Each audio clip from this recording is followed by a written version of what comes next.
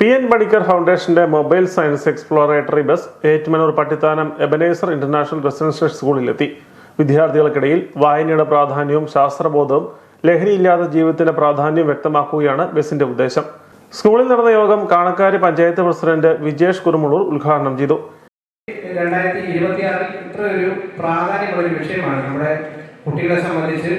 ഏറ്റവും കൂടുതൽ ഭീഷണി കാര്യം അവർ മനസ്സറിയാതെ സംഭവിക്കുന്ന കാര്യങ്ങളൊക്കെയാണ്. പലപ്പോഴും പല വീഴ്ചകളിൽ ചെന്ന് സ്വന്തം സഹപാഠികളായാലും തന്നെ ഒരു ബർത്ത്ഡേ കൊടുക്കുന്ന ഒരു മിഠായി പോലും അവർക്ക് വിശ്വസിച്ച് കഴിക്കാൻ കഴിയാത്ത ഒരു അവസ്ഥയാണ് കേരളത്തിൽ വന്നുകൊണ്ടിരിക്കുന്നത്. അതിന് നമ്മൾ എല്ലാവരും നമ്മൾ അതിനകത്ത് പങ്കാളികളാകുക, അതിനേക്കാൾ ഉപരി എല്ലാവരും ഉത്തരവാദികളുണ്ട്. അതിനകത്ത് ആരും നമുക്ക് മാറ്റി നിർത്താൻ പറ്റത്തില്ല.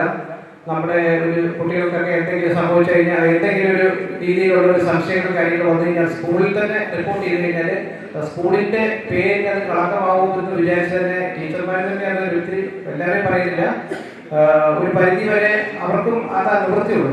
പക്ഷേ എക്സൈസ് ഡിപ്പാർട്ട്മെന്റിൽ ഒരു പരാതി കിട്ടിക്കഴിഞ്ഞാൽ ഈ പറഞ്ഞ രാഷ്ട്രീയ അതിപ്രസരണം ഒരു പരിധി വരെ ഉള്ളതാണ് എൻ്റെ വിശ്വാസം. അവർക്കും അവരുടെ ജോലിക്ക് പരിധിയിലുള്ളിൽ നിന്നുകൊണ്ട് അവർക്കും ഒത്തിരി കാര്യങ്ങൾ ചെയ്യാൻ പറ്റാതെ ഒരു ഡിപ്പാർട്ട്മെന്റിൽ തന്നെ അങ്ങനെയൊക്കെയുള്ള ഒരു സംഭവങ്ങൾ അവർക്കും പ്രശ്നങ്ങളും കാര്യങ്ങളും ഉണ്ടാകാറുണ്ട്.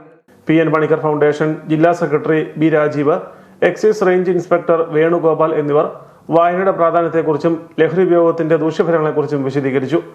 ലഹരിക്കെതിരെ പോരാടണം എന്ന ആശയം ഉൾക്കൊള്ളുന്ന ഫ്ലാഷ് മോബ് ഉൾപ്പെടെയുള്ള വിവിധ പരിപാടികളും വിദ്യാർത്ഥികൾ അവതരിപ്പിച്ചു.